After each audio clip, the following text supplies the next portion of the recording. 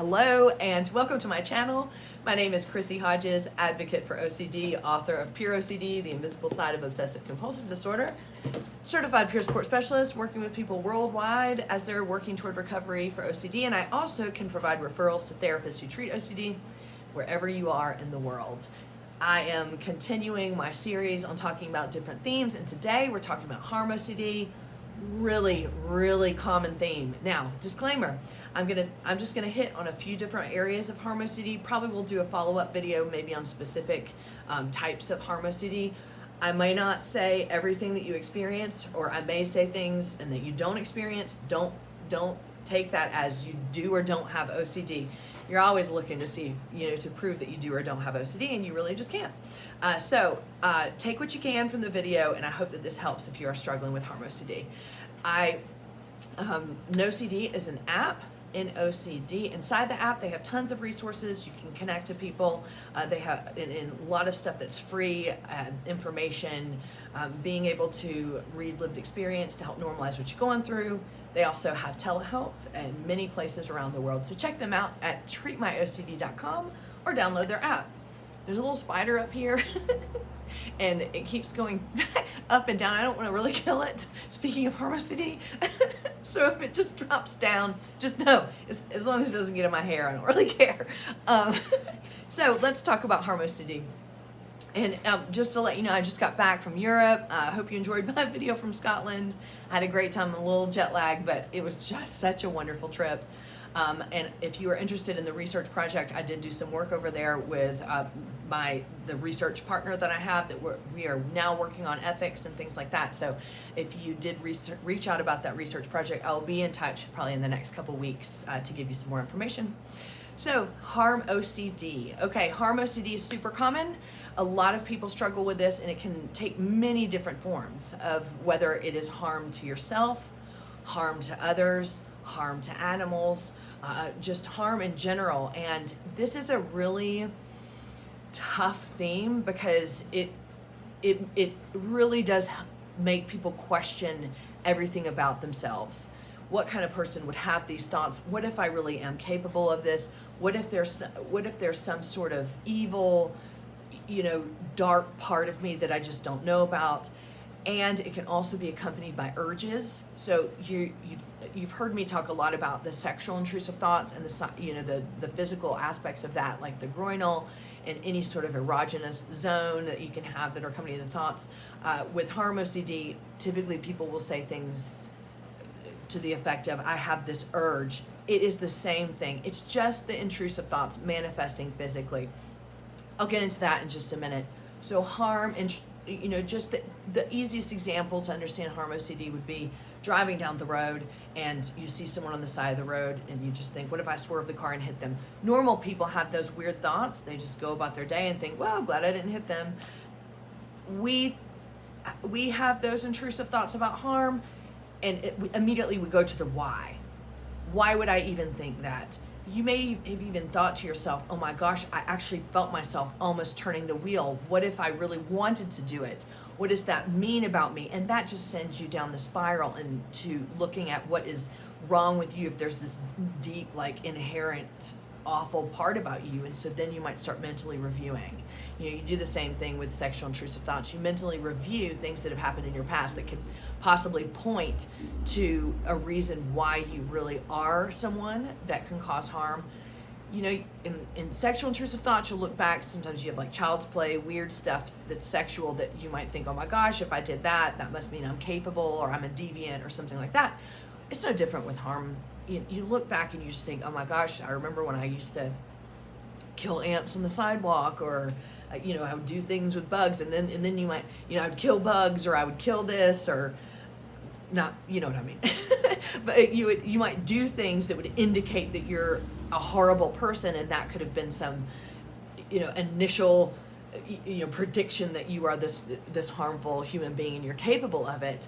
And I really like to tell people, look, when we were younger, we didn't really know what we were doing, or I think to myself, man, I was so mean to my sister, and I used to like punch her and stuff like that, like not in her face, but like on the arm or whatever. And does that indicate that I am someone that is capable of harm? I mean, I don't know. I was a little kid then, and she's just getting on my nerves. So mental review is super common because, again, this goes beyond just the harm, and it goes to the what kind of person am I? And then you start thinking to yourself, oh my gosh, are my loved ones safe around me? So these kind of thoughts can go in any direction, right? So it could be having knives in the house. What if I snap and I get a knife and I hurt somebody? What if I snap and get a knife and hurt myself? It can also go to poison, things like that. Or, what if I leave the oven on and it blows up and kills everybody?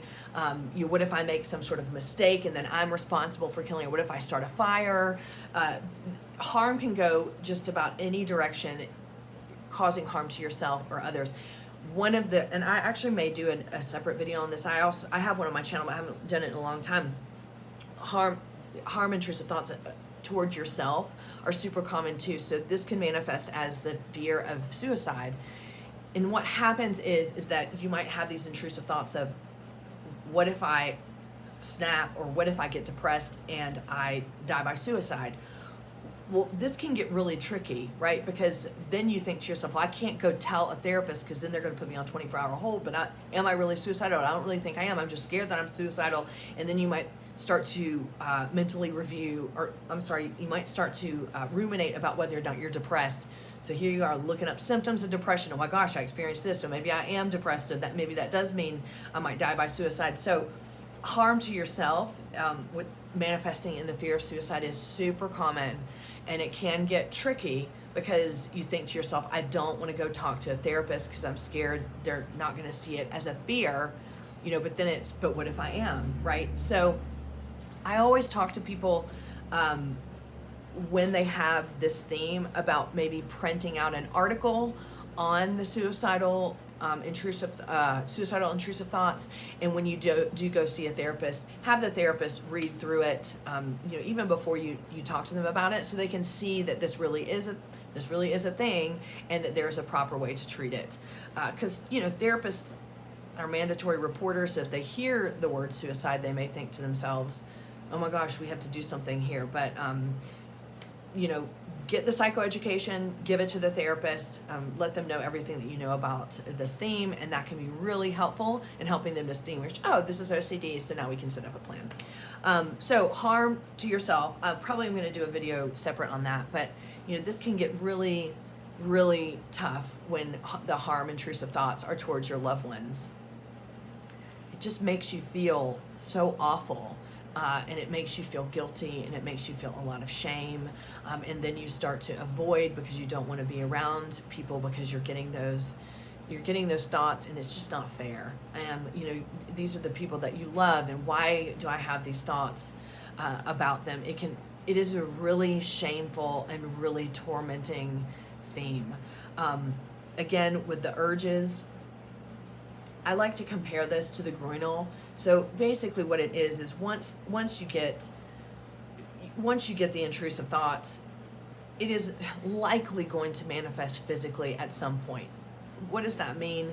Well, if you're having intrusive thoughts about having a brain tumor, you might read all the symptoms about a brain tumor, and then all of a sudden you wake up the next day and you're, oh my gosh, I have a headache. That's a symptom of a brain tumor. I probably have this is proof. Well, harm is no different. And a lot of times the physical symptoms manifest as urges. So what does this mean? And it's even tough for people to say that, because then they're saying, oh my gosh, people are going to misunderstand me, like it's an urge that I want, but it's not. The urges are, I'll give you an example. This isn't really harm, it could be harm. When I went through this phase when I worked for this company, we would have these really quiet meetings, and one person would talk and we were all in there, and every single damn meeting, I would worry that I was going to lose control and grab the person's penis next to me. And so I would sit down and I would try to sit next to chicks because I was like, okay, they don't have a penis, so I'm not going to grab it. But inevitably I would end up sitting like by a guy, and I would be like, oh my gosh, so I would start sweating, which to me was proof. Oh my gosh, if you're sweating, that must mean that you really want to do it. And then here comes the spider. Look at, there it is. As long as it doesn't get in my hair, I don't care. And I don't want to kill it. Harm OCD. So anyway, what would happen is, before I addressed it, I ended up doing some ERP about it. No, I did not grab penis. But I would feel these urges during the meeting. I would sit down and I would start sweating, and I would have my hands on my lap, and all of a sudden I would feel this, oh my gosh, my hands are starting to move. Like there was some gravitational pull of my hands toward the penis, and I would be like, shit. So I started sitting on my hands, just of like, I just don't want to snap and do that. And that was compulsive. So then once I started addressing it, I would put my hands up, or I'd even put it on the table, or I would put it on the armrest nearby, and the urge was still there, but I started to see the urge as part of the process. And so I just wanted to give that example. So with harm OCD, whatever your specific, however it's manifesting for you with harm, those urges could come in many different forms. I think I mentioned earlier. So, it would be if you're in the kitchen with your loved one, then, there's a knife on the table and you think to yourself, I'm going to pick up the knife, and you might feel this, oh my gosh, there's this urge to move my hand.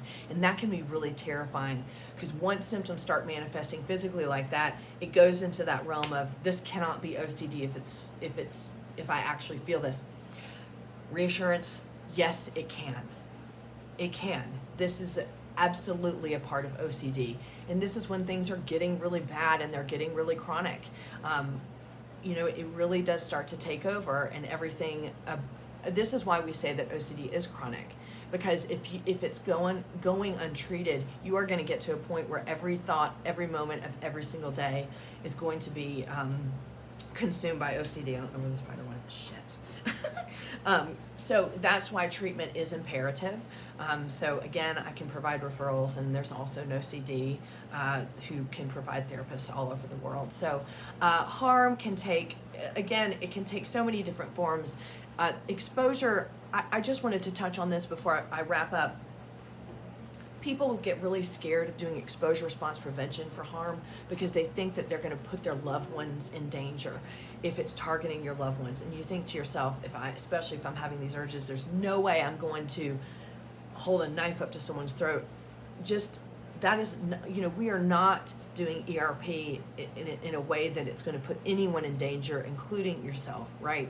So I don't want you to think about exposure response prevention that way. I want you to think about it, and I talk to people all the time about this. I want you to think about it as, the goal of exposure response prevention, recovery for OCD, is reducing the compulsions, because the compulsions are what keep you stuck in the cycle. So with ERP, what you want to do is just recreate a trigger when you're not triggered, so you can watch what happens when your anxiety gets higher with all of your brain working instead of your brain kind of frozen in that trigger, right? So then you can see, okay, I ruminate, I mentally review, there's the urge, and then if I don't have anxiety, then I have the backdoor spike of, why am I not anxious? Does that mean I'm accepting that I may be a psychopath, or I may be a murderer, I may, hurt someone?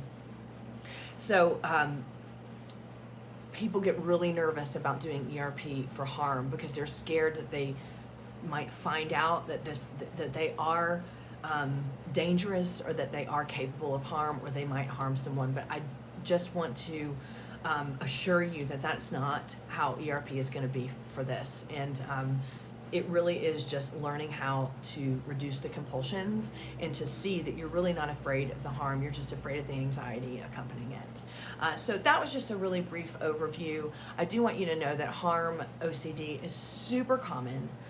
You're not alone, and you're not a monster. Look, there it goes. Do you see it? I'm sorry if this is triggering y'all. It's nowhere near my face, and it's not as big as it looks. It's only like this big. Anyway, you're not a monster. Harm can come harm OCD can come in all different forms, and it can target just about anything. So this is super common, and therapy can help. So again, if you need peer support or referral consultation, go to chrissyhodges.com. If you're wanting to get in touch with an OCD, treatmyocd.com or download the app. We're just going to do that so it's off the thing. Anyway, I might target in the next couple of videos some specific harm OCD, so just look for those in the coming weeks. I hope you're doing well, and we'll see you next time.